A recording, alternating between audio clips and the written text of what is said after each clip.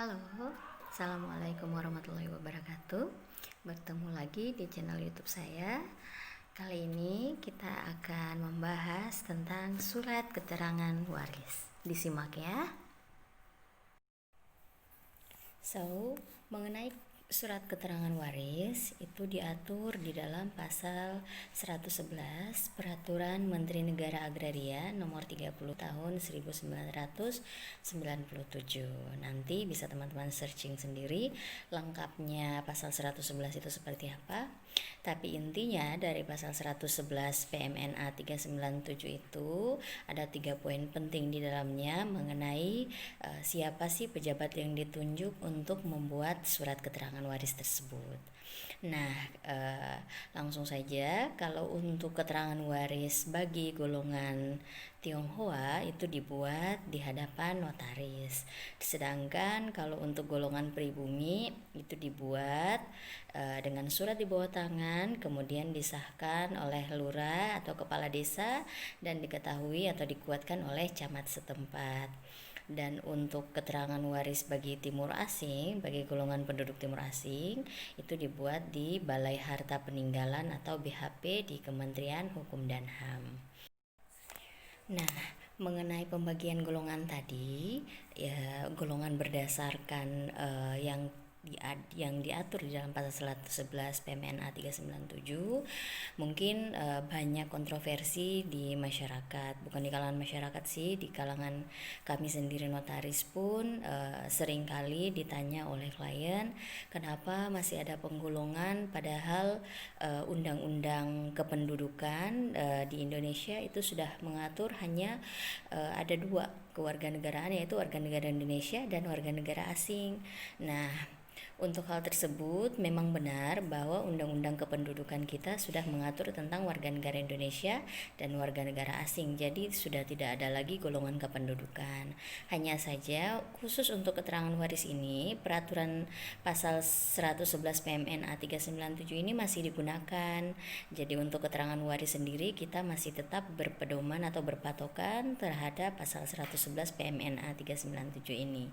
Jadi jangan bingung ya kalau kita bikin keterangan waris masih berdasarkan pembagian golongan penduduk, bukan karena kita rasisme atau kita membeda-bedakan golongan ahli waris, tapi karena memang peraturannya demikian, jadi kita wajib menjalankan aturan yang masih bisa dijalankan sampai saat ini. Mungkin untuk kali ini saya akan membahas lebih rinci mengenai keterangan waris bagi golongan pribumi atau bagi warga negara Indonesia. Mudahnya begitu ya, bagi warga negara Indonesia. Nah, untuk keterangan waris warga negara Indonesia sendiri sebenarnya tidak terlalu sulit, sudah diberikan kemudahan oleh pemerintah dari zaman dulu. Kita juga lihat kalau misalkan di pasal 111 PMNA 397 itu hanya keterangan ahli waris yang dibuat untuk golongan pribumi hanyalah surat keterangan di bawah tangan biasa, kemudian disahkan atau disahkan di desa atau kelurahan dan dikuatkan oleh camat setempat. Jadi dia tidak terlalu ribet seperti keterangan waris Tionghoa ataupun keterangan waris bagi golongan timur asing, karena Tionghoa sendiri harus dibuat di hadapan notaris, sedangkan timur asing dibuat di hadapan Balai Harta Peninggalan. Jadi simpel banget ini keterangan waris bagi warga negara Indonesia atau golongan pribumi. Nah, kita langsung ke syaratnya.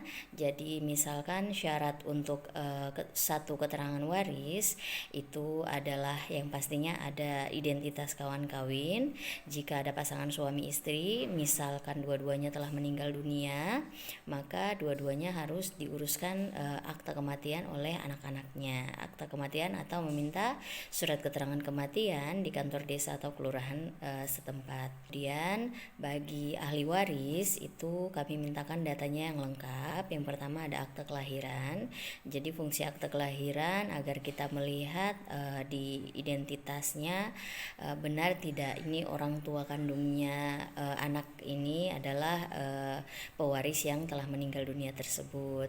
Dan kemudian KTP jika telah berumur 17 tahun ke atas. Kemudian lagi ada dan kartu keluarga.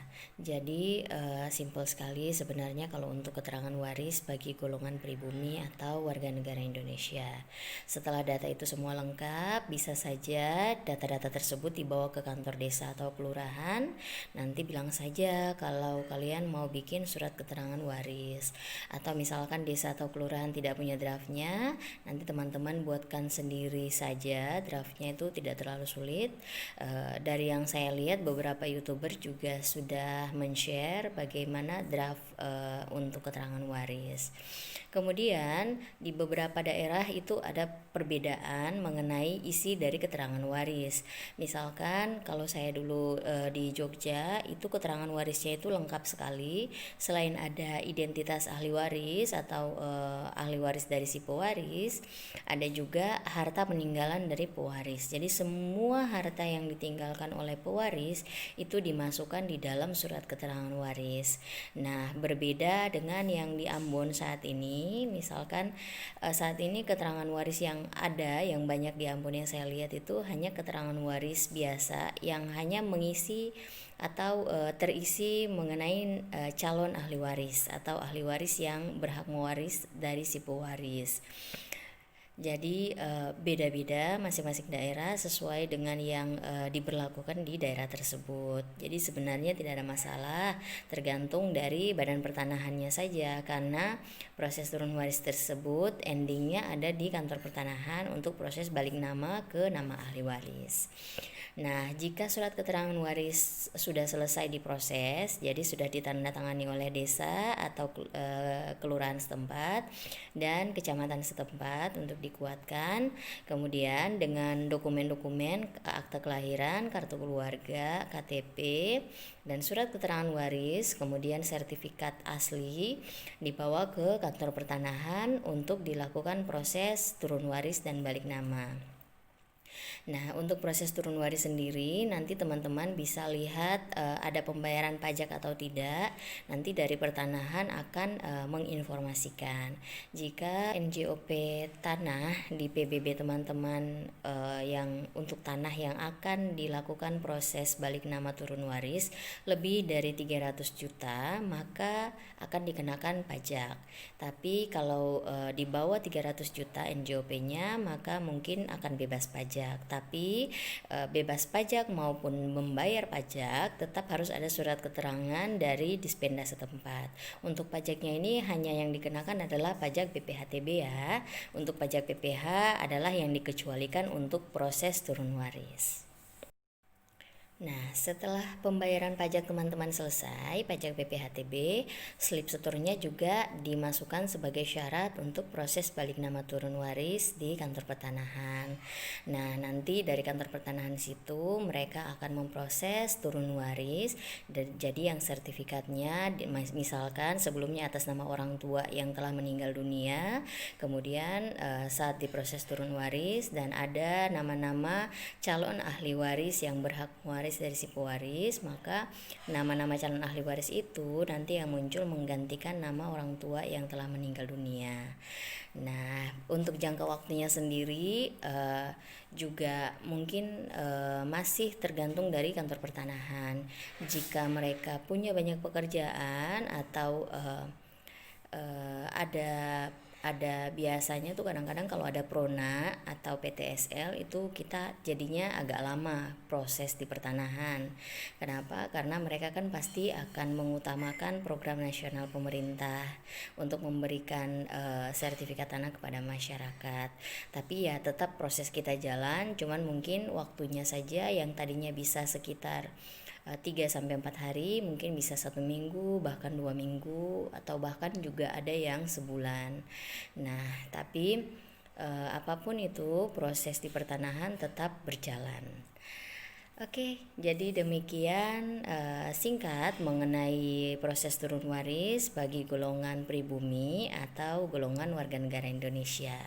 Untuk pembagian untuk keturunan untuk surat keterangan waris bagi golongan Tionghoa yang dibuat di hadapan notaris akan kita bahas di sesi berikutnya. Jika ada yang teman-teman ingin tanyakan, silahkan komen. Jangan lupa di subscribe, like, dan dibagikan. Siapa tahu info ini bermanfaat bagi teman-teman semua, calon notaris atau bagi masyarakat yang ingin memproses balik nama ke atas nama mereka sendiri. Terima kasih atas waktunya, terima kasih tidak di skip, terima kasih untuk kesetiaannya ada di YouTube saya. Terima kasih. Wassalamualaikum warahmatullahi wabarakatuh.